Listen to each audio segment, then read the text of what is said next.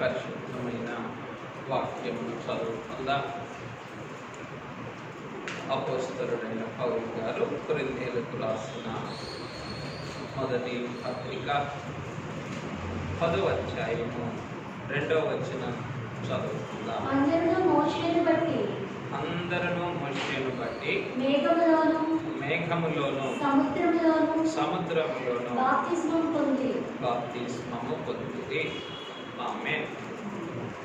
పెండ్లి కుమారుడైన యేసుక్రీస్తు ప్రభు యొక్క అతి పరిశుద్ధమైన పరిగ్రహ సాన్నిధ్యమున సమకూడిన మనలను పెండ్లి కుమారుడు మేఘములోని సముద్రములోని శరీరాత్మీయ బాప్తిస్మముల ద్వారా సంపూర్ణము చేసి మహిమ మేఘమికించును గాక. ఆమేన్.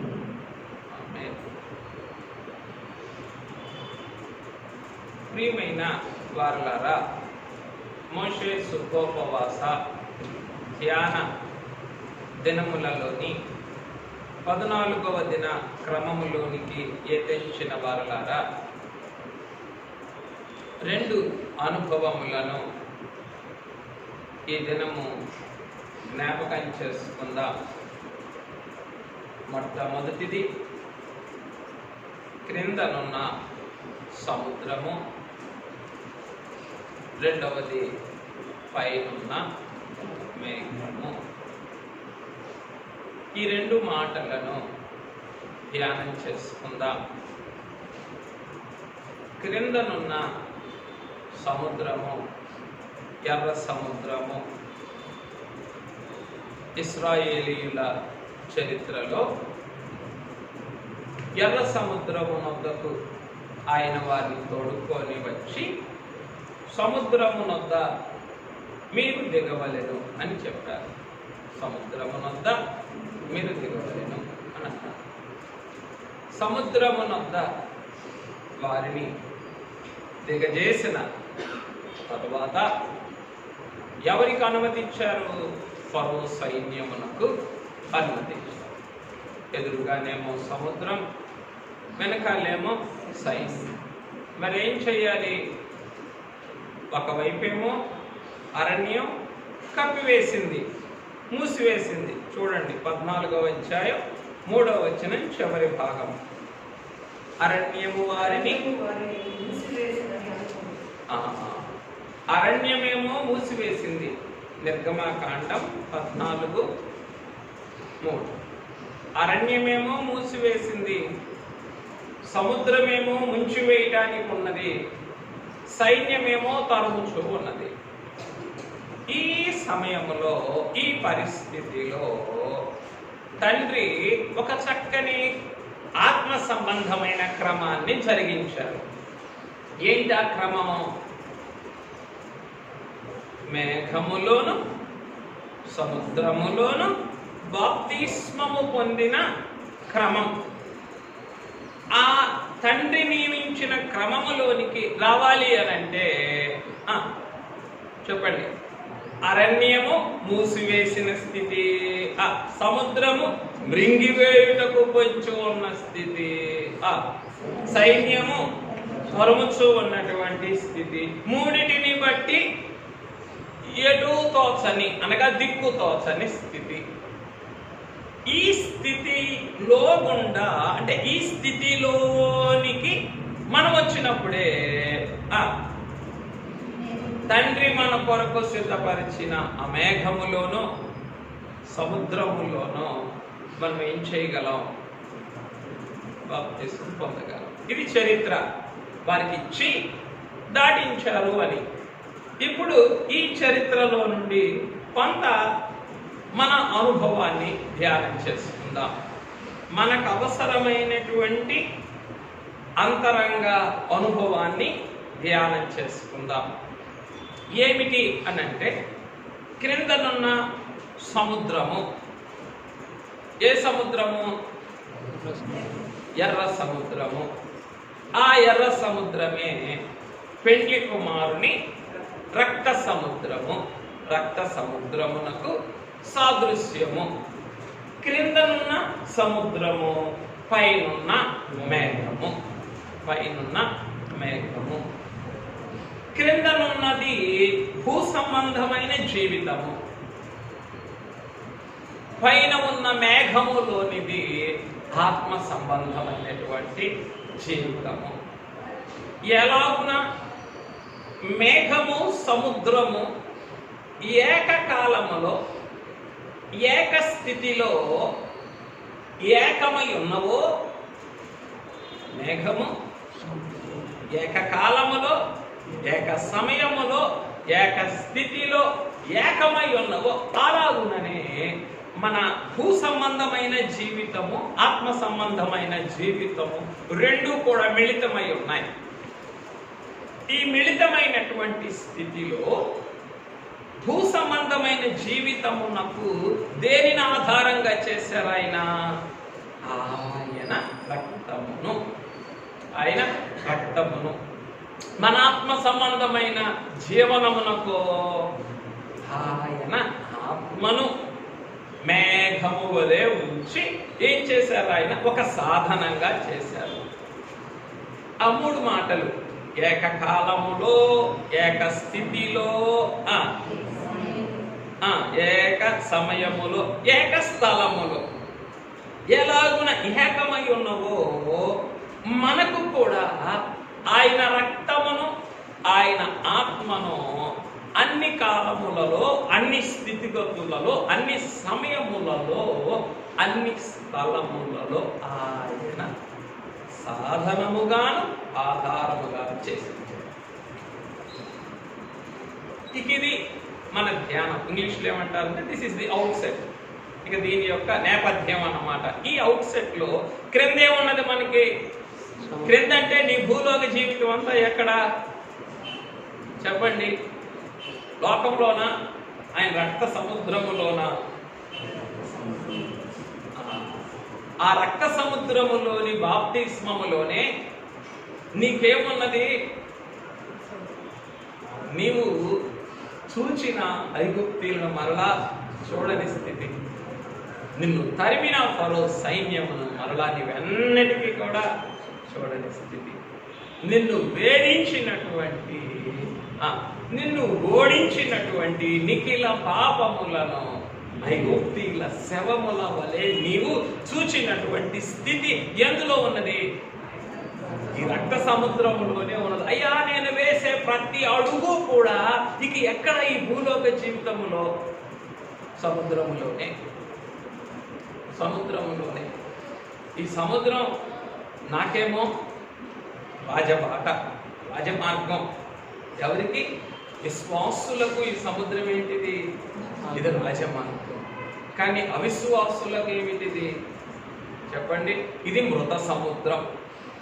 ఇది మృత సముద్రం. ఇదేమో జీవ సముద్రం విశ్వాసులైనటువంటి వారికి. చెప్పుకున్నాం కదా, జనకుని మాటలే చెప్పుకున్నాం ఉదయం కూడా. జనకులు ఏమని చెప్పారు అంటే, ఇశ్రాయేలీయులు దేవుని మీదను, దేవుని మాట మీదను ఆధారం చేసుకొని ఏం చేశారు? వారు సముద్రములో పడి ప్రయాణం చేశారు. అలాగే ఐగుప్తీయులు సముద్రము మీద ఆధారపడి, నీటి మీద ఆధారపడి నీటిలో ప్రయాణం చేశారు. సముద్రం మీద ఆధారపడిన వారేమో మునిగిపోయారు సముద్రంలో. దేవుని మీద ఆధారపడిన వారేమో దాటి వెళ్ళారు. అంటే ఎప్పుడు కూడా కనబడే దాన్ని చూడకూడదు మనం. లోకం అంటుంది సీయింగ్ ఈజ్ బిలీవింగ్ అంటారు. ఏమంటుంది లోకం? Seeing is believing. నువ్వు చూసిందే నమ్ము, చూడని ఎందుకు నమ్ముతావయ్యా అని అంటారు లోకం. పరిశుద్ధాత్మ తండ్రి ఏమంటారు? కనపడేది ఎప్పుడు నమ్మకం, కనపడేది ఎప్పుడు నమ్మకం. కనపడేది సముద్రం లేదా పాయలైపోయింది. పాయలైపోయిన సముద్రాన్ని చూడాలా? పాయలు చేసిన దేవుని మాటను, దేవుని ఊపిరిని చూడాలా? అక్కడే ఉన్నది. నువ్వు విశ్వాసివా అవిశ్వాసివా అని. అవిశ్వాసి ఎప్పుడు కూడా కావలసిన నెరవేర్పులు, కనబడే నెరవేర్పుల వైపే చూస్తాడు. అవిశ్వాసి ఎప్పుడు కూడా కనబడే నెరవేర్పు ఏంటి? ఇప్పుడు దారి కావాలి, సముద్రంలో దారి వచ్చింది, సంతోషం, హ్యాపీ, గో హెడ్, వెళ్ళిపో అంటాడు. చెప్పండి, పాయలైనటు సముద్రములో అంటే పాయలైన సముద్రమును చూడాలా, దారిని చూడాలా, ఆరిన నేలను చూడాలా, పాయలు చేసిన దేవునిని, దేవుని మాటను, దైవజనుని చూడాలి. పాయలు చేసినటువంటి దేవుని మాటను, దేవుని నాసికారంధ్రముల ఊపిరిని మనమే చూడాలి. కానీ ఏం చేయకూడదు? కళ్ళు మూసినట్టు వేసినా ఏం కనపడుతుంది? ఎదురుగా ఉన్న సముద్రం, సముద్రంలో ఏర్పడిన దారే కనపడుతుంది కదా. కనపడేది ఇదే తేలిగ్గా. అదెవరికి కనపడుతుంది? కనపడదు. ఇప్పుడు చదవండి, నిర్గమాకాండ గ్రంథం 15వ అధ్యాయం 8వ వచనం చదవండి. నీ నాసికారంధ్రముల ఊపిరి వలన. నిర్గమాకాండం ఎన్నో పేజీ అంటే 57వ పేజీ.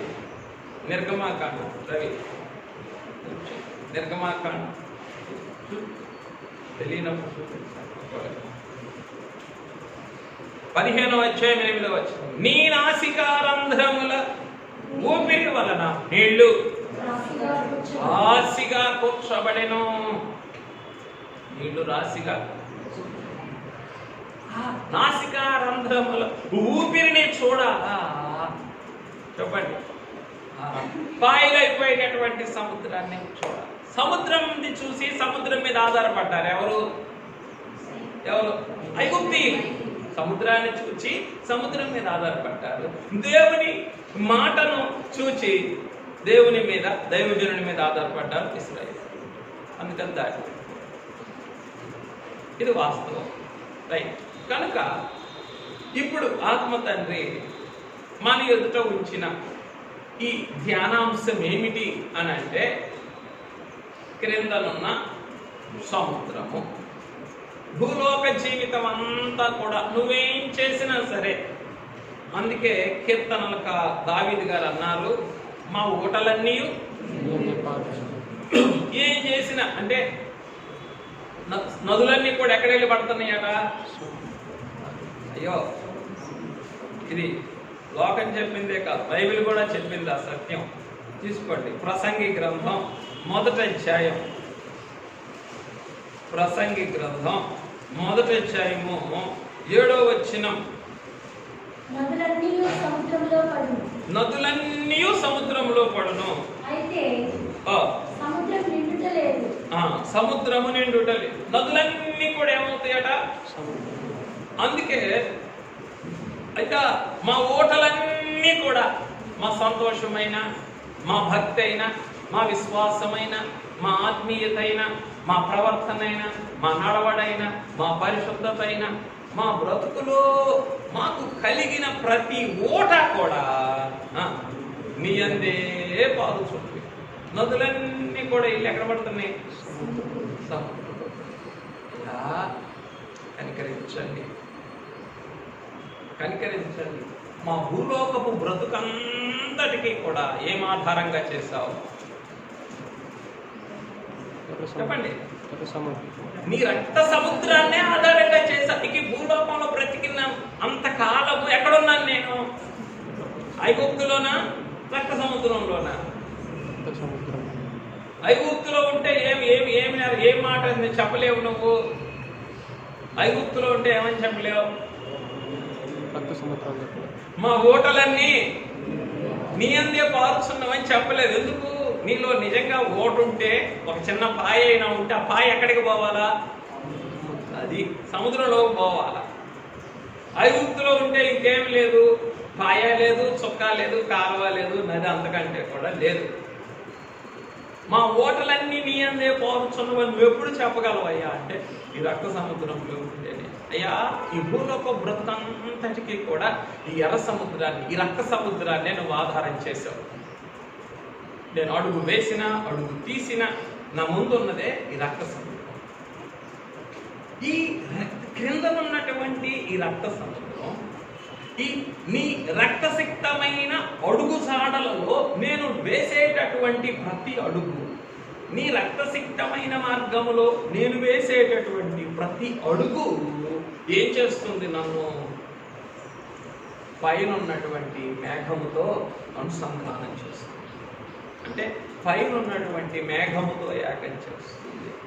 క్రిందేమో రక్త సముద్రం, పైనేమో మహిమ మేఘం. అది ఏమిటి చెప్పండి? క్రిందనున్న రక్త సముద్రం, పైన ఉన్నటువంటి మహిమ మేఘం. క్రింద రక్తం లేకుండా పైన మహిమ మేఘం ఉంటుందా? ఆవరింపు ఉండదు, ఉండదు, ఉండదు, ఉండదు. ఇక్కడే ఉంది అవిశ్వాసులకి విశ్వాసులకి తేడా. చదవండి మాటలు చదివితే అప్పుడు మనకి చక్కగా అర్థమైపోతుంది. హెబ్రీలకు రాసిన పత్రిక, హెబ్రీలకు రాసిన పత్రిక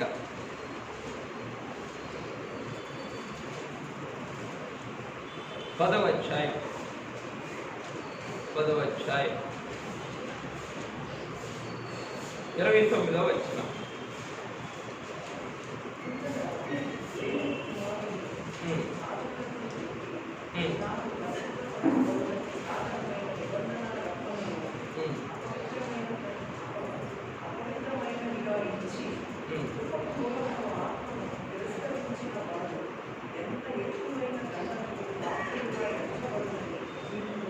మీకు తోచును. ఇక్కడ పరిశుద్ధపరచబడుటకు సాధనమైన నిబంధన రక్తమును అపవిత్రమైనదిగా ఎంచి త్రొక్కేటటువంటి వారు అన్నారు.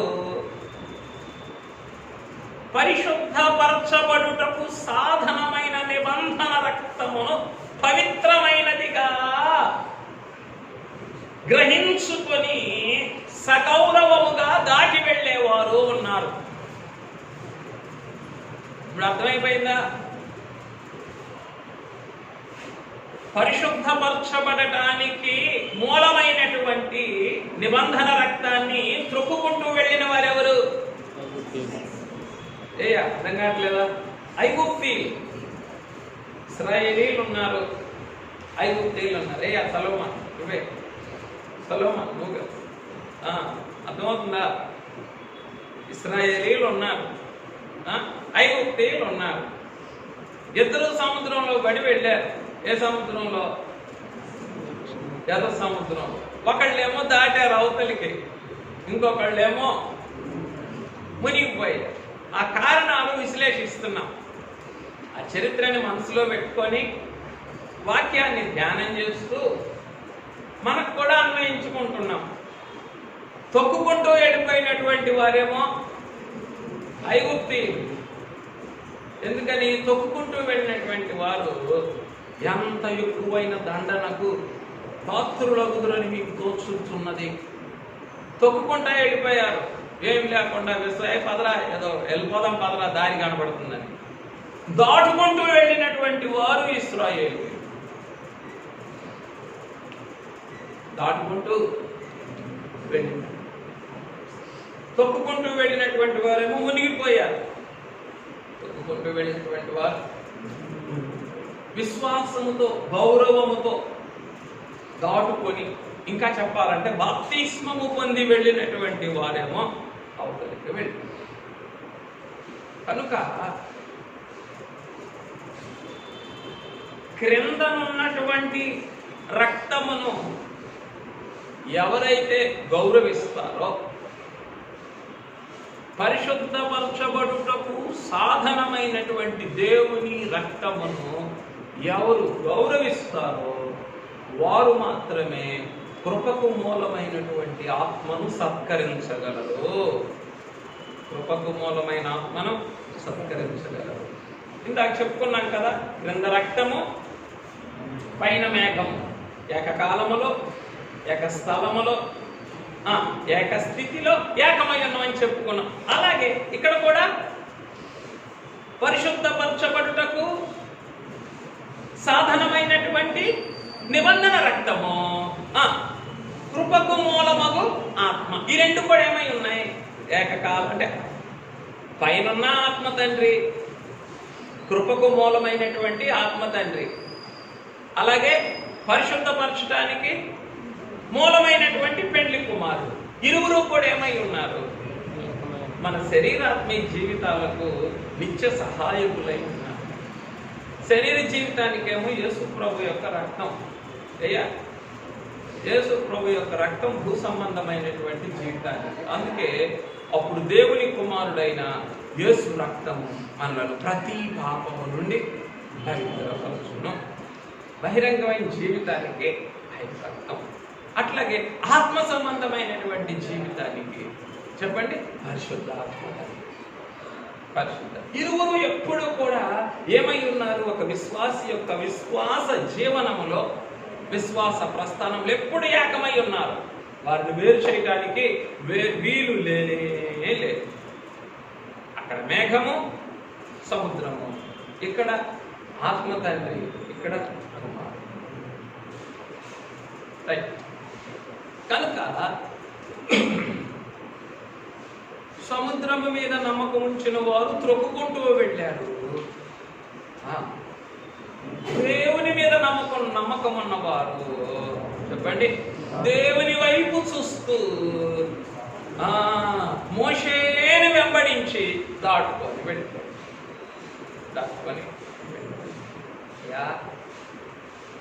కనికరించండి.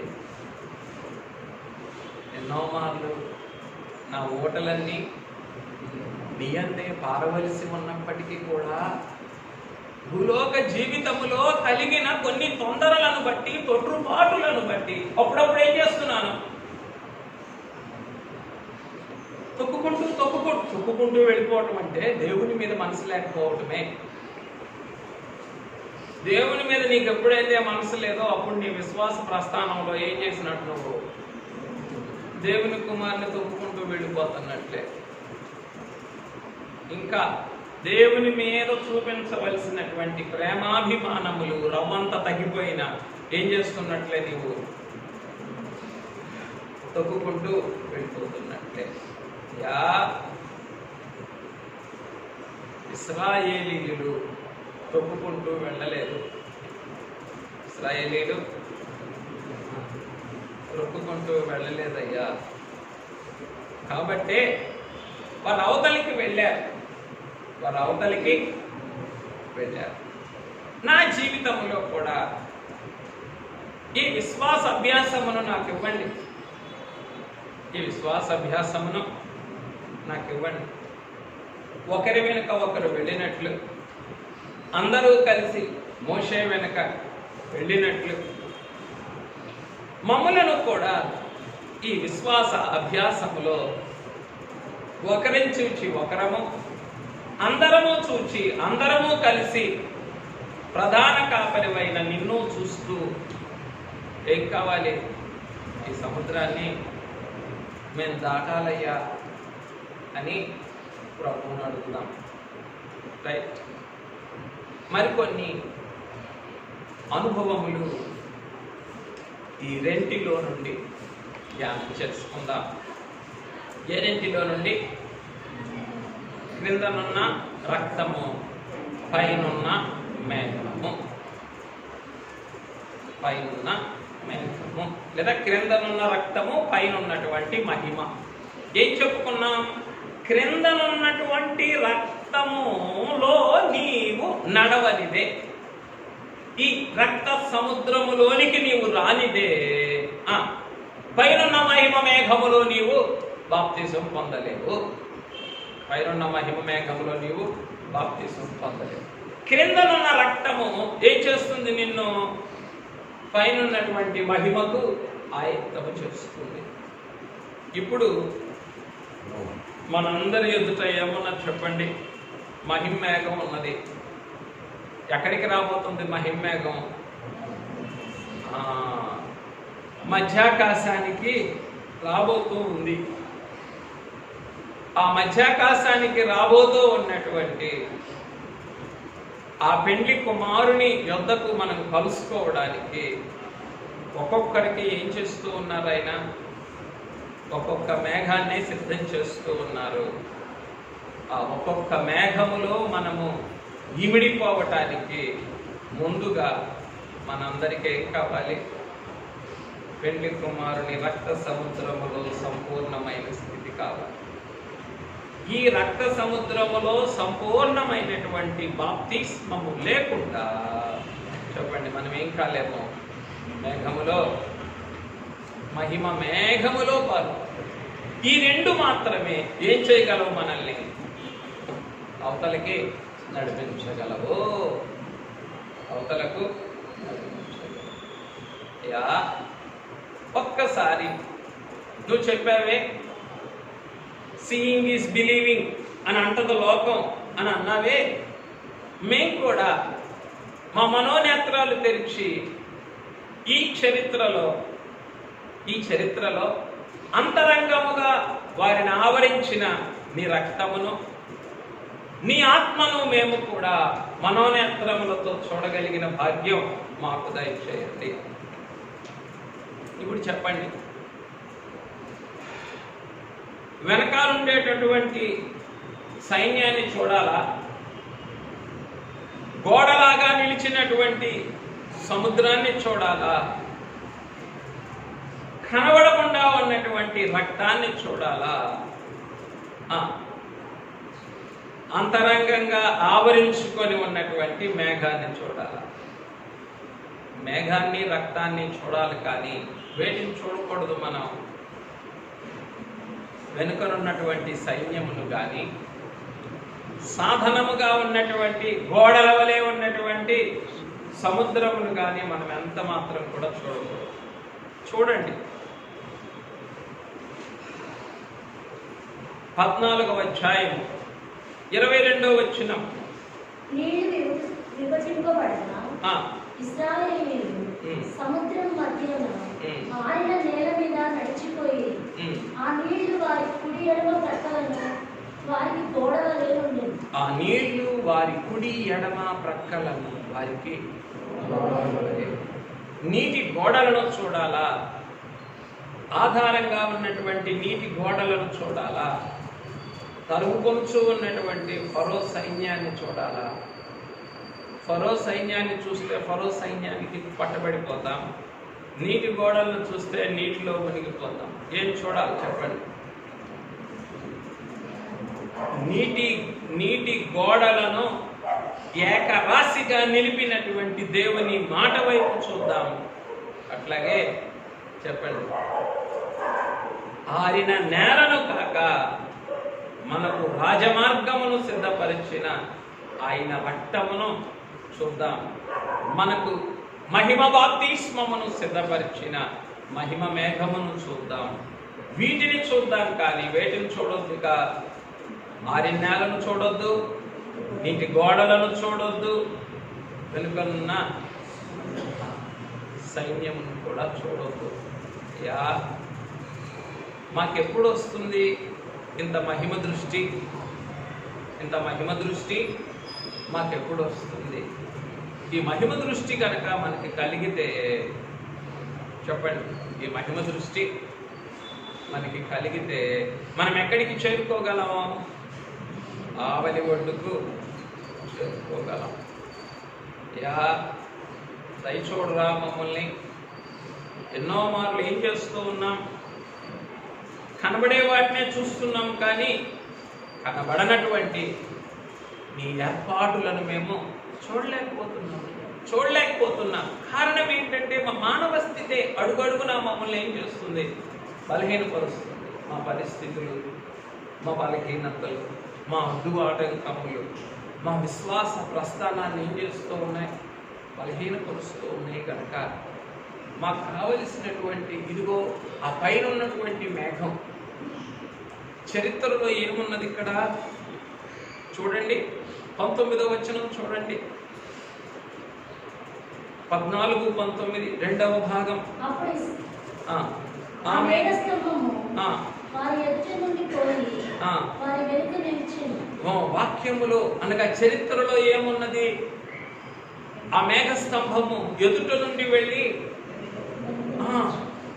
వెనుకకు పోయి వారిని వెంబడించారు. మరి ఇక్కడ క్రొత్త నిబంధనలో పౌలు గారు ఏమని సెలవిచ్చారు? వారు మేఘములోను సముద్రములోను బాప్తిసం పొందిరి. సముద్రం పైన ఉన్నది, మేఘం పైన ఉన్నది, సముద్రం కింద ఉన్నది. క్రిందనున్న సముద్రములో పైనున్న మేఘములో బాప్తిసం పొందారని క్రొత్త నిబంధనలో రాశారు. కానీ చరిత్రలో ఏమున్నది? మేఘమేమో వెనుకాల. అంటే ఏమిటి? మేఘస్తంభము వెనుక ఉన్నప్పటికీ మహిమ స్తంభము వారి మీదే ఉన్నది. దీనికే విశ్వాసాభ్యాసం మాకు అవసరం. కనబడే వాటిని మేము ఎన్నడూ కూడా చూడకూడదు. లేని వాటిని మేమెన్నడూ కూడా లేవు అని అనుకోకూడదు. ఇవి లేవు కదా అని లేదు అని అనుకోకూడదు. ఏమనుకున్నాడు గెహాజీ? గురువు గారు లోపల ఉన్నాడు కదా, నాతో లేడు కదా అని అనుకున్నాడు. కానీ గురువు గారు ఏమన్నారు? నా మనస్సు నీతో కూడా రాలేదా? వచ్చింది. అంటే లేని వాటిని లేవు అని అనుకోకూడదు, కనబడని వాటిని చెప్పండి ఉపయోగపడవు అని అనుకోకూడదు. అందుకే కదా నువ్వు రాయించావు, అదృశ్యమైన వాటిని నిదానించి చూస్తున్నాము అని అన్నారు కదయ్యా. మాకెప్పుడు వస్తుంది మహిమ కలిగినటువంటి దృష్టి? కనబడే వాటినే చూడగలుగుతూ ఉన్నాం, కానీ కనబడని వాటిని మేము సరిగా చూడలేకపోతూ ఉన్నాం తండ్రి. అయ్యా కనబడే వాటిని చూస్తే మేఘం వెనకాల ఉన్నదని తెలుస్తుంది. కనబడని వాటిని చూస్తే వెనకాల ఉన్నది మేఘస్తంభం, పైనున్నది మహిమ స్తంభం. అయ్యా ఇటువంటి విశ్వాస దృష్టిని మాకు అనుగ్రహించు తండ్రి. అయ్యా ఈ లోకం అంతా కూడా, ఈ లోక జీవనం అంతా కూడా ఎటువంటిది చెప్పండి? ఈ లోక జీవనం అంతా కూడా ఎర్ర సముద్రము వంటిది. ఈ లోక జీవనం అంతా కూడా అందరం కూడా ఈ చివరి నుండి ఈ గట్టు నుండి ఆ గట్టుకు చేరవలసిన వారమే. ఈ గట్టులో దిగుతాం, ఆ గట్టులో ఎక్కుతాం. అందరి యొక్క అందుకే జనకులు అన్నారు, నూతన సంవత్సరం ప్రసంగమున గట్టు అని పేరు పెట్టి ఈ సంవత్సరారంభములో 31న అయ్యగారు చేసిన ప్రసంగం. సంవత్సరారంభములో అవతల గట్టున ఏం చేసాము? దిగి ఈ కొద్ది గంటలకి ఇంకేం చేయబోతున్నాం? అవతల గట్టును దిగి యువతల గట్టుకు ఎక్కబోతున్నాం అని ప్రసంగం చేశారన్నమాట. అట్లాగే మన భూలోక జీవనం అంతా కూడా, మన భూలోక జీవనం అంతా కూడా ఈ ఎర్ర సముద్రము వంటిదే. ఈ ఎర్ర సముద్రమును ఏం చేయాలి? ఎవరి ఎర్ర సముద్రమును వారు ఏం చేయాలి? వారే పాయం చేసుకోవాలి. లేదు ఎర్ర సముద్రం చుట్టూ తిరిగి వెళ్తామయ్యా, ఎర్ర సముద్రం చుట్టూ తిరిగి వెళ్తామయ్యా. చుట్టూ తిరిగి వెళ్తే దేవుని చిత్తం నెరవేరుతుందా? చుట్టూ తిరిగి వెళ్తే దేవుని చిత్తం నెరవేరుతుందా? నెరవేరు. కాస్త కూర్చోగలిగితే సండే స్కూల్లో కూర్చోబెట్టాం. కూర్చుంటానంటే ఏదంటే పని. చుట్టూ తిరిగి వెళ్తే దేవుని సంకల్పం నెరవేరుతుందా? నెరవేరదు. ఎందుకు? ఈ ఎర్ర సముద్రం పాయలేనప్పుడు మాత్రమే నీకు రక్త బాప్తిస్మము, ఆత్మ బాప్తిస్మము నియమించబడ్డాయి. ఇందులోనే ఈ దారిలోనే నియమించబడ్డాయి, కానీ నీకు చుట్టూ దారిలో ఏం నియమించబడలేదు. రక్త బాప్తిస్మము, ఆత్మ బాప్తిస్మం నీకు నియమించబడింది. కాబట్టి ఈ మానవ బ్రతుకంతా కూడా ఏమిటి అని అంటే చెప్పండి, ఎర్ర సముద్రమే. మరి ఏం చేయాలి? అందరం ఏం చేయాలా? ఆయన నీకు నాకు ఇచ్చినటువంటి ఈ వాక్య దండమును ఈ మానవ బ్రతుకుల మీద చాపి ఏం చేయాలా? ఈ సముద్రాన్ని పాయం చేసుకోవాలి. చూడండి, మనం చదివాం కదా 21వ వచనం, 14, 21. మోషే సముద్రం వైపు తన చెయ్యి చాపగా, మోషే సముద్రము వైపు తన చెయ్యి చాపగా, యెహోవా ఆ, ఆ చాలా రాత్రి అంతయు బలమైన తూర్పు గాలి చేత సముద్రమును తొలగించి దానిని ఆరిన నేలగా చేశాను. ఇక మా అందరి ఎదుట ఈ గొప్ప క్రమాన్ని ఉంచాం. మా చేతిని ఏం చేయమంటున్నావు? సముద్రం వైపు శాపమంటున్నావు. అలాగే 16వ వచనం, నీవు మా చేతిలో ఉంచిన కర్రను పైకి ఎత్తమంటున్నావు. చెయ్యేమో సముద్రం మీద, కర్రేమో ఆకాశం. నీవు మాకిచ్చినటువంటి వాక్యమును, వాగ్దండమును, వాక్య వాగ్దానములను మేమెప్పుడు కూడా నీ సింహాసనము దగ్గరకు చేర్చి ఎత్తి పట్టుకొని ఏం చేయాలి చెప్పండి? మా భూలోక జీవనములు అనేటటువంటి ఎర్ర సముద్రముల మీద చెయ్యి చాపాలనైనా మేము చెయ్యి చాపినప్పుడే నువ్వేం చేయగలవు? మా బ్రతుకులను పాయలు చేయగలవు. అయ్యా, పాయలు చేయరా? ఏం చేయాలో తెలియకుండా ఉన్నాం, ఎటు వెళ్ళాలో తెలియకుండా ఉన్నాం. ఎటు వెళ్ళాలో తెలియకుండా ఉన్నప్పుడు, ఏం చేయాలో తెలియనప్పుడు అపవాది కలిగించే ఆలోచన ఏంటో తెలుసా? చెప్పండి. ఎటు వెళ్ళాలో తెలియనప్పుడు, ఏం చేయాలో తోచనప్పుడు అపవాది కలిగించే ఆలోచన ఏంటి? ఎవరు చెప్పలేకపోతున్నారు? చదవండి. 14వ అధ్యాయము 12వ వచనం. మా జోలికి రావద్దు, ఐగుప్తీయులకు దాసులమవుతామని ఐగుప్తులో మేము మీతో చెప్పిన మాట ఇదే కదా. మేము ఈ అరణ్యమందు చచ్చుట కంటే ఐగుప్తీయులకు దాసులమవుతాయే మేలని చెప్పి అందుకు మోషే. చాలా థ్యాంక్ యూ. ఏం చెయ్యాలో తోచనప్పుడు, ఎటు వెళ్ళాలో తెలియనప్పుడు మనకి చెవులో అపవాది చెప్పే మాట ఏంటి అంటే, ఐగుప్తీయులకు అనగా ఫరోకు దాసులగుటయే మేలు. ఫరోకు చూసారా? దేవుడేమో ఎర్ర సముద్రాన్ని పాయలు చేసుకోనైనా అని దేవుడు అంటుంటే, అపవాది ఏమంటున్నాడు? ఫరోకు దాసులగుటే మీరు. చూసారా ఎంత విచారమో? 10 తెగుళ్ళు దేవుడు రప్పించి ఐగుప్తు నుండి విడిపించి పస్కా గొర్రె పిల్లను వధించి ఇక్కడ వరకు తెచ్చింది ఆ మాట కొరక. ఐగుప్తీయులకు దాసులగుటే మేలు. ఎంత విచారం చెప్పండి. అంటే ఈ విశ్వాస జీవనంలో దేవుడు నియమించినటువంటి క్రమాన్ని మనం పాటించలేకపోతే, దేవుడు నియమించిన క్రమాన్ని మనం పాటించలేకపోతే, దేవుడు నియమించిన క్రమం ఏంటి? పైకెత్తు, చేయి సముద్రం మీద చాలు. ఈ క్రమాన్ని మనం పాటించలేకపోతే సముద్రాన్ని పాయం చేయలేము.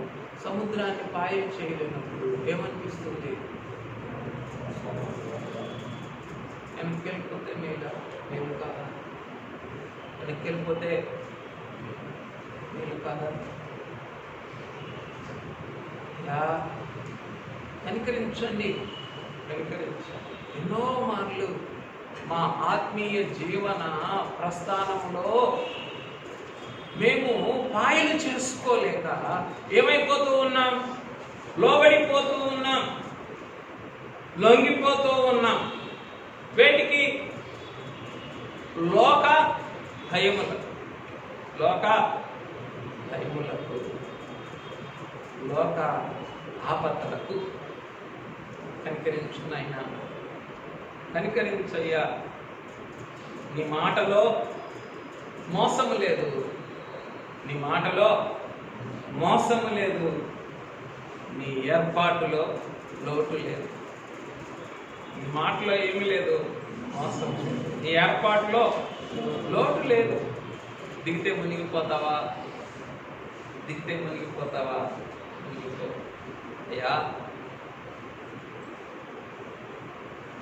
నా కొరకు నువ్వు చేసిన ఏర్పాటే బలమైనటువంటి తూర్పు గాలి ఏం చేస్తుంది? నా లోక జీవనం అనే సముద్రమును పాయలు చేసి నాకు రాజమార్గాన్ని సిద్ధం చేస్తుంది. నాకేమి సిద్ధం చేస్తుంది? రాజమార్గాన్ని సిద్ధం చేస్తుంది. కనికరించరా మమ్మల్ని. నీ బలమైన తూర్పు గాలి కొరకు నేను కనిపెట్టాలి తప్ప చెయ్యి చాపేది నేను, బలమైన తూర్పు గాలిని రప్పించేది నీవు, విభాగించేది నీ ఆత్మ. నాయనా, ఈ క్రమానికి నేను లోబడగలిగినటువంటి మనస్సు నాకు ఇవ్వండి. జనకులు అన్నారు, విశ్వాసాంతరంగము అని పేరు పెట్టారు. ఏమన్నారు? ఒక పాఠం పేరు ఏం పేరు? విశ్వాసాంతరంగం. విశ్వాసాంతరంగం అంటే ఏమిటి అని ఆ తల్లి చరిత్ర అంతా చెప్పారు. స్లోఫెనికయ వంశస్థురాలైనటువంటి గ్రీసు దేశపు స్త్రీ తన కుమార్తెలో ఉన్నటువంటి దయ్యమును వెళ్ళగొట్టమని ప్రభువును ఆశ్రయించినటువంటి తల్లి బ్రతిమిలాడుకుంటూ ఉన్నది, మాట్లాడలేదు. ఇంకా బ్రతిమిలాడుకుంటుంది, ఆలకించలేదు.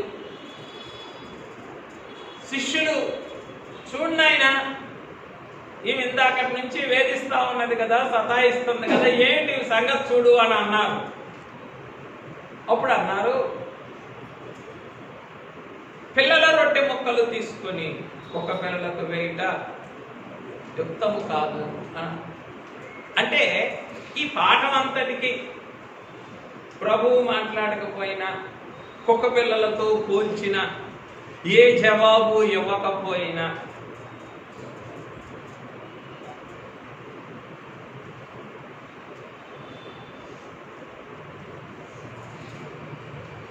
ఆయన బహిరంగములో ఉన్నటువంటి మౌనమును చూడటం లేదు కానీ ఆయన అంతరంగములో ఉన్నటువంటి జాలినే చూస్తూ ఉన్నదట ఆ తల్లి.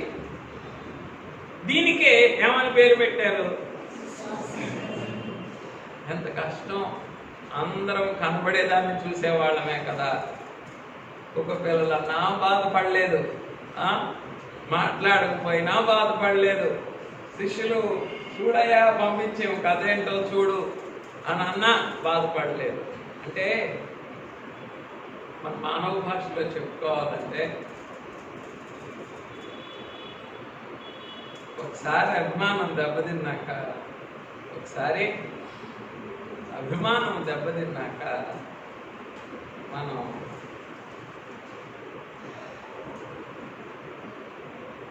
అంతరంగంతో ప్రేమించలేము, వెంబడించలేము. సరే, అభిమానం ఎవరైనా సరే అభిమానం దెబ్బతిన్నాక చెప్పండి, అంతరంగంతో ప్రేమించగలరా, వెంబడించగలరా? వెంబడించలేరు. అభిమానం దెబ్బతిన్నాక ఆ మనిషిని ఎప్పుడు చూసినా నన్ను ఇలా అన్నాడు, నన్ను ఇలా చేశాడనేదే గుర్తొస్తుంది కానీ వేరేది గుర్తుకు రానే రాదు. ఒక్కసారి ఒక్కసారి కనికరించరా మమ్మల్ని. ఎంతగా బహిరంగానికి తన అభిమానం అంతా దెబ్బతిన్నా ఆమెలో ఉన్న విశ్వాసాంతరంగం ఏం చూస్తుంది? అయ్యా మాకు ఎప్పుడు ఇస్తారు ఈ విశ్వాసాంతరంగం? మా ఎర్ర సముద్రం బాయిలు అవ్వాలి అని అంటే ఈ విశ్వాసాంతరంగం మాకు అవసరం లేదా నాయనా? చదువులైనా, శోధనలైనా, అనారోగ్యాలైనా, అప్పులైనా, బాధలైనా, వేదనలైనా, పీడలైనా, లోకపు నీడలైనా, అలాగే అపవిత్రాత్మల జాడలైనా, ఇవన్నీ కూడా పాయలైపోవాలంటే విశ్వాసాంతరంగం అవసరం లేదా మనకి? ఆ విశ్వాసాంతరంగం ఏం చేస్తుంది చెప్పండి? చెప్పండి, నా మనసులో ఉన్న జవాబు. ఆ విశ్వాసాంతరంగం ఏం చేస్తుంది? బలమైన తూర్పు గాలి కొరకు కనిపెడు. బలమైన తూర్పు గాలి అందుకొరకే జనకులు అన్నారు, నీ శక్తి బయలుదేరున నీవు తొదకు నీ శక్తి వలననే మేము రక్షింపబడదుమని మేము నమ్ముచున్నాం, నీకు స్తోత్రములు అని అన్నారు. ఆ సర్వశక్తి వైపు, ఆయన బలమైనటువంటి తూర్పు గాలి వైపు మనము చూడవలసిన వారమై ఉన్నాము. కానీ ఏం చేయకూడదు? ఎదురుగానున్న సముద్రం వైపు ఎంత మాత్రం కూడా చూడదు. అయ్యా కనికరించండి. ఈ పాఠాలన్నీ మా అనుభవంలోనికి రావటానికి చాలా కష్టం. ఈ పాఠాలన్నీ రావడానికి ఎందుకు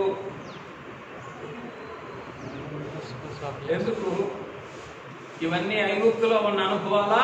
ఐగుప్తును విడిచిన వారికి కలిగిన అనుభవాలు, ఐగుప్తును దాటిన వారికి ఆత్మ తండ్రి ఇచ్చిన అనుభవాలు. మరి ఇప్పుడు అందరం ఎక్కడ ఉన్నాం? ఐగుప్తులోనే కదా ఉంది. ఐగుప్తులో ఉన్నటువంటి వారికి, ఐగుప్తును విడిచిన వారికి ఇచ్చినటువంటి అనుభవములు అంతరంగంలోనికి తెచ్చుకోవటం చాలా కష్టం.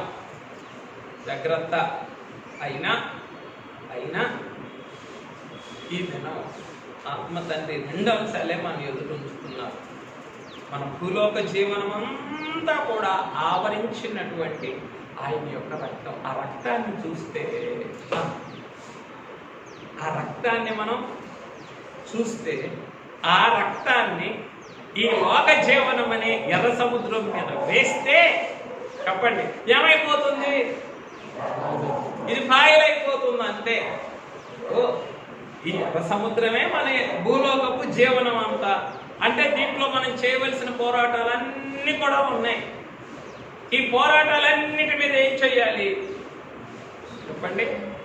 విశ్వాసాంతరంగముతో ఆయన రక్తమునే వెయ్యాల. అప్పుడు ఈ రక్తం ఏం చేస్తుంది చెప్పండి? ఈ ఎర్ర సముద్రాన్ని మృంగివేసి మనకు పాయలు చేస్తుంది. ఎర్ర సముద్రాన్ని రాజమార్గముగా మనకి చేస్తుంది. ఇలా ఈ భూలోక జీవనం అంతటికీ ఆధారమైనటువంటి నీ రక్తము, నా పరలోక జీవనం అంతటికీ ఆధారమైనటువంటి నీ మహిమ సహవాసము. మేఘములోనేమో సహవాసం ఉన్నది, రక్తములోనేమో బాప్తిస్మం. అనుగ్రహించయ్యా, అయ్యా అనుగ్రహించరా. బలమైన తూర్పు గాలిని నీవు రప్పించుట కొరకు మేము కనిపెట్టుకునే శక్తి వరా. అయ్యా రెండు అనుభవాలు చూపిస్తూ ఉన్నావే మాకు. రాత్రంతయు చెప్పండి, రాత్రంతయు బలమైన తూర్పు గాలిని రప్పించి ఏం చేసావు నీవు? సముద్రమును పాయలు చేశావు. సముద్రమును పాయలు చేశావు. అట్లాగే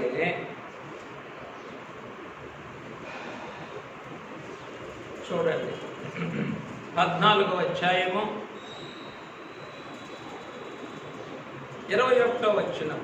యెహోవా ఆ రాత్రి అంతయు బలమైన తూర్పు గాలి చేత సముద్రమును తొలగించి.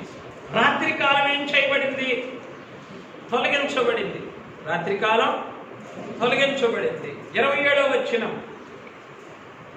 మోషే సముద్రం మీద ఆ, తన చెయ్యి చాపగా ఆ. రొట్టు పొడిచినప్పుడు సముద్రము అధిక బలముతో తిరిగి పొర్లేను. యా, ఈ రెండు అనుభవాలు మా ఎదుట ఉంచుతూ ఉన్నాం. ఏమిటి? ఏ రక్త సముద్రములోనైతే మాకు మార్గమును సరళము చేశావో, ఏం చేయటానికి? ఈ లోక సముద్రమును దాటి అవతలకు వెళ్ళటానికి. రాత్రంతా కూడా బలమైన తూర్పు గాలి చేత విభాగించావు. ప్రొద్దు పొడిచినప్పుడు ఏం చేస్తూ ఉన్నావు? అధిక బలముతో తిరిగి పొర్లేటట్లుగా చేస్తూ ఉన్నావయ్యా. పెళ్లి కుమార్తె ఈ రెండు కాలాల్ని గుర్తించగలిగిన మనసెవరా? రాత్రి కాలం ఏ కాలం? విభాగించిన కాలం, విభజించిన కాలం. ఈ రాత్రి కాలమే నీవు దాటి వెళ్ళే కాలం. ఈ రాత్రి కాలమే నువ్వు దాటి వెళ్ళే కాలం. దాటి వెళ్ళే కాలమా, విశ్రాంతి తీసుకునే కాలమా? కానీ అపవాది ఏం చేస్తాడు? రాత్రి కాలం కదా, విశ్రాంతి తీసుకో, ఎందుకంత బాధ, అంత ప్రయాస ఎందుకు అని అంటాడు. చూడండి, రోమీయులకు రాసిన పత్రిక 12వ వచనం, 13వ అధ్యాయం 12వ వచనం. 13వ అధ్యాయం. రాత్రి చాలా గడిచి ఆది కాలము నుండి ప్రభువు రాకడ వరకు ఉన్నటువంటిదంతా కూడా విశ్వాస జీవనమునకు రాత్రి కాలమే. విశ్వాసులకి ఇదంతా కూడా రాత్రి కాలమే. రాత్రి చాలా గడిచి పగలు సమీపముగా ఉన్నది గనుక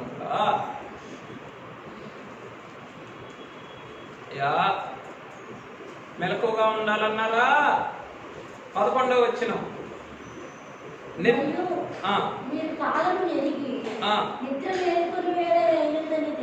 నిద్ర మేలుకొను వేళ అయినదని తెలుసుకొని అలాగు చేయుడి. అలాగు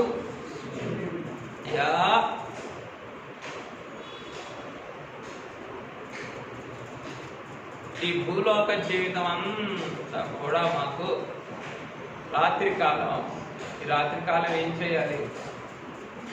ప్రయాణం చేయాలా, విశ్రాంతి తీసుకోవాలా? నిద్ర మేలుకోవాలా, నిద్ర మత్తులో ఉండాలా? నిద్ర మేలుకోవాలి. రాత్రి కాలం అంతా కూడా ప్రయాణం చేయాలా? ఎందుకని? ప్రొద్దు పొడిచినప్పుడు, నీతి సూర్యోదయమైనప్పుడు సముద్రము అధిక బలముతో తిరిగిపోయింది. ఏ రక్తమైతే నిన్ను దాటించిందో, ఏ రక్తమైతే నీకు ఆశ్రయదుర్గముగా నిలవబడిందో, ఆ రక్తమే ఏం చేయబోతుంది? రేపు 7 ఏళ్ల శ్రమ కాలంలో లోకమంతటిని కూడా దండించబోతుంది. కనుక ఏం చేయాలి మనం? నిద్ర మేలుకొను వేళ అయినదని తెలుసుకొని, నిద్ర మేలుకొను వేళ అయినదని తెలుసుకొని అలాగు చేయుడి. అంటే ఇశ్రాయేలీల వలె దాటి వెళ్ళుడి. తెల్లవారితే దాటుదాంలే అని అనుకుంటున్నావు. తెల్లవారితే నీటి గోడలను ఆశ్రయం చేసుకుంటేనో,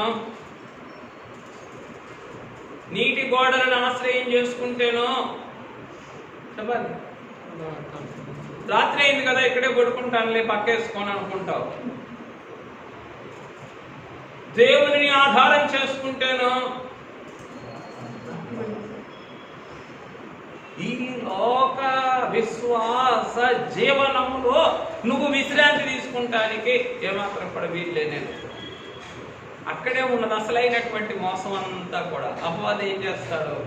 ఏదో ఒక అలసత్వం, ఏదో ఒక అలసత్వం అయితే శరీర జీవితానికి, లేకపోతే ఆత్మీయ జీవనానికి ఏదో ఒక బలహీనత పెట్టి ఏం చేస్తాడు మనల్ని? చెప్పండి. ఇంకా ఎర్ర సముద్రంలోనే ఉండేటట్లుగా చేస్తాడు, కానీ ఏం చేయనివ్వడు, దాటనివ్వడు. అయ్యా మాకు శక్తి ఇవ్వు, అయ్యా మాకు మేలుకొనే శక్తి ఇవ్వు, దాటి వెళ్ళగలిగిన శక్తి. ఎందుకు? మధ్యాకాశానికి వచ్చే కాలం ఉంది. ఆ కాలములో ఇంకా దాటి వెళ్ళకపోతే సముద్రం అధిక బలంతో, పొద్దు పొడవటం అంటే ఏంటి? సూర్యోదయం అని అర్థం అన్నమాట.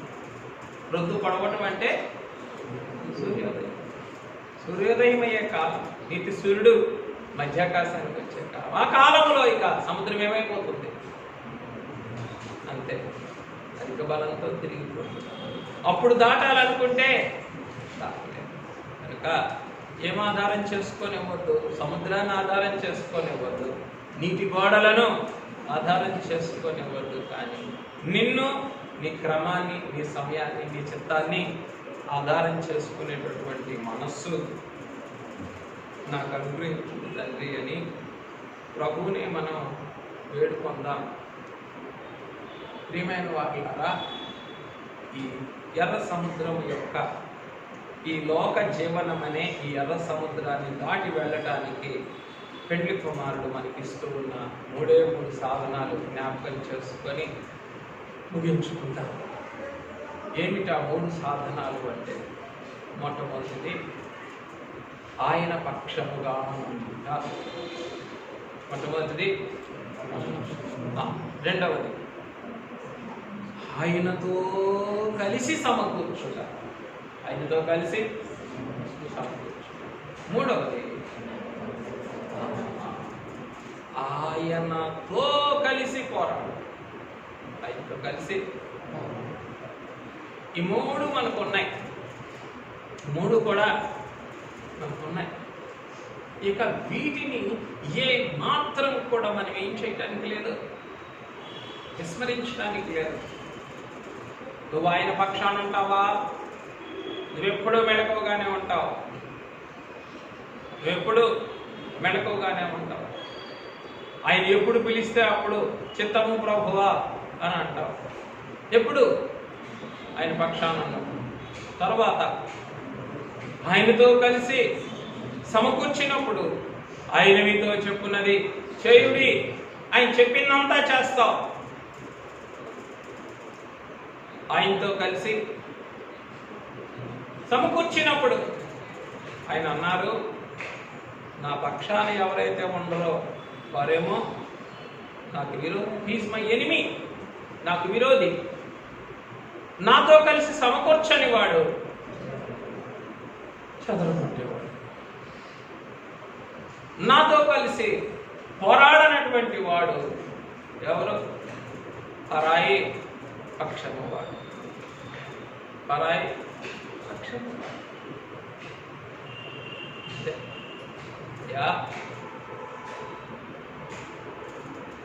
మా శరీర జీవితానికి మీ పక్షాన ఉండే స్థితిని ఇచ్చావు. మా మానసికమైన జీవితానికి మీతో కలిసి సమకూర్చే జీవితాన్ని ఇచ్చావు. మా ఆత్మీయ జీవితానికి మీతో కలిసి పోరాడే స్థితి ఇచ్చావు. ఈ 3 అనుభవాలు మన శరీర ప్రాణాత్మలలో ఉన్నప్పుడు ఏం చేయగలం? ఏం చేయగలం? ఎర్ర సముద్రాన్ని, ఎర్ర సముద్రం దాటేది ఎవరు? సముద్రం దగ్గరకు వచ్చిన వాళ్ళ, ఫరో గారి కోటలో ఉద్యోగం చేస్తున్న వాళ్ళ? ఫరో గారి కోటలో ఉద్యోగం చేస్తాను, నేను ఎర్ర సముద్రాన్ని దాటుతున్నానంటేనో. ఫరో కోటలో ఉంటే ఎట్లా దాటుతావు? కోటను విడిచి, ఊరిని విడిచి, దేశాన్ని విడిచి రావాలి కదా బయటికి. ఫరో కోటలో లేచింది మొదలుకొని అదే ఉద్యోగం చేస్తా, నేను ఎర్ర సముద్రాన్ని దాటుతున్నానంటేనో దాటలేవు. నీకు అసలు తెలియదు కదా ఎర్ర సముద్రం. అయ్యా కనికరించండి. మా ఆత్మలకి ఏం కావాలి? ఎవరో ఒకళ్ళు అంటున్నా, ఏం కావాలి? పోరాటం కావాలా? ఆత్మలకి ఎప్పుడు కూడా పోరాటం. ఈ పోరాటంలోనే అపవాది ఏం చేస్తాడు చెప్పండి? ఏదో ఒక నిద్రమత్తు కలిగిస్తాడు. తర్వాత చూద్దాంలే, తర్వాత పోరాడదాంలే. ఆత్మలకేమో పోరాటం కావాలా? మన హృదయములకేమో, మనస్సులకేమో ఆయనతో కలిసి సమకూర్చే స్థితి కావాలా? మన శరీరాలకేమో ఎప్పుడు ఆయన పక్షాన, అయ్యా నేను నీ పక్షమేనయ్యా. నీ పక్షమే అంటే ఏముండాలా? రోల్ కాల్లో ఎస్ సార్ అని అనాలా? ఎప్పుడు ఆయన పక్షాన ఉన్నప్పుడు. ఆయన పక్షం లేవనుకో, ఎక్కడో ఉన్నావు గుడారంలో, నీ పేరు వచ్చింది, ఎవరు బాలకర్ అంతే. అప్పుడు ఎక్కడున్నట్టు? ఆయన పక్షమా? వేరే పక్షం, పరాయి పక్షమా? అందుకే చూడండి, మాట చూడండి. తిమోతికి తీతుకు రాసినటువంటి పత్రిక,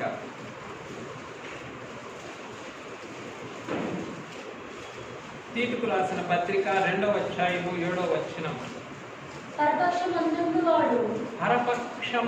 వాడు మనలను గూర్చి చెడు మాట ఏదియూ చెప్పనేరక సిగ్గుపడినట్లు ఎప్పుడు కూడా ఏం చేస్తాడట? పరపక్షమందుండేవాడు ఏదో ఒక మాట చెప్తాడు. చూడయ్యా, నువ్వు అటెండెన్స్ పిలిచావు, ఎక్కడున్నాడో చూడు. నోరు తెరిస్తే నీ పక్షం అంటాడు. నీ పక్షం అంటదా విశ్వాసి? ఎక్కడుందో చూడు. పరపక్షమందుండు వాడు మనలను గూర్చి చెడు మాట ఏది చెప్పనేరక సిగ్గుపడినట్లు అన్నిటియందు నిన్ను నీవే సత్కార్యముల విషయమై మాదిరిగా కనబరుచుకొను. మనం ఎప్పుడైతే ఆయన్ని పూర్తిగా వెంబడిస్తామో, ఆయన మాదిరిలోనికి వచ్చేస్తామో చెప్పండి, అప్పుడు ఎప్పుడు కూడా ఆయన పక్షంగానే ఉంటాం. ఆయన పక్షంగా ఉన్నావు అంటే అర్థం ఏంటి? ఆయన ఎప్పుడు ఏం చెప్తే, ఆయన ఎప్పుడు పిలిస్తే అప్పుడు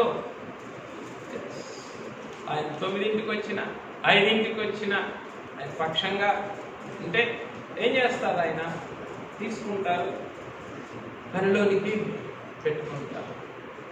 అయ్యా కనికరించు. ఏం చేయలేకపోతున్నాం? అన్ని సమయాల్లో నీ పక్షమున ఉండలేకపోతున్నాం. నీ పక్షాన్ని ఉండలేకపోతున్నాం.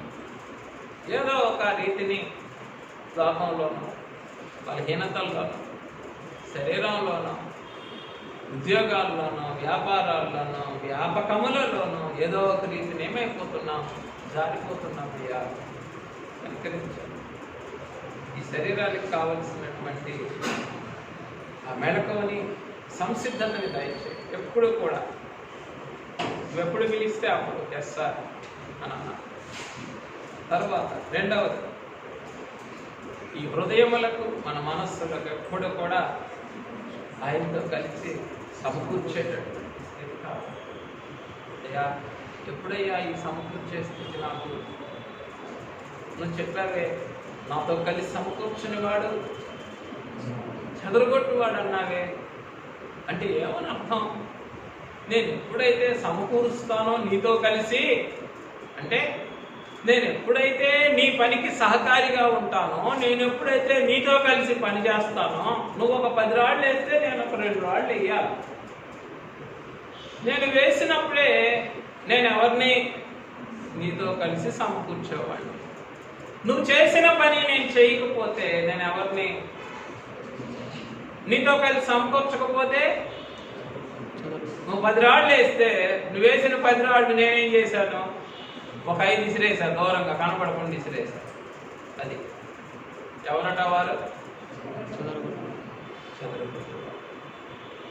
అయ్యా కనికరించండి. పరపక్షమందు ఉండేవాడే సమకూర్చేటటువంటి పనిని మానివేసి చెదరగొట్టేటటువంటి పనిలోనికే తీసుకొని వెళ్తాడు కనుక కరుణమయుడా, పైనున్న మేఘము ద్వారా, క్రిందనున్న నీ రక్తము ద్వారా, ఈ శరీరాత్మల సంపూర్ణ బాప్తిస్మము ద్వారా మమ్మల్ని పని కొరకు, పోరాడే పని కొరకు, సమకూర్చే పని కొరకు, నీ పక్షమందు పని కొరకు సంసిద్ధం చేసుకున్న తండ్రి అని ప్రభువును వేడుకుందాం. అతి దివ్యమైన ధన్యత పాపం తండ్రి కూడి వచ్చిన మనకి ఎల్లరికూ సదాకాలం మేఘమెక్కు వరకు అనుగ్రహించి కూడుగా ఉంచి జల సముద్రమును దాటి మనము మేఘములోనికి ప్రవేశించగలిగిన మహాధన్యతను మనకెల్లరకు అనుగ్రహించును కాక.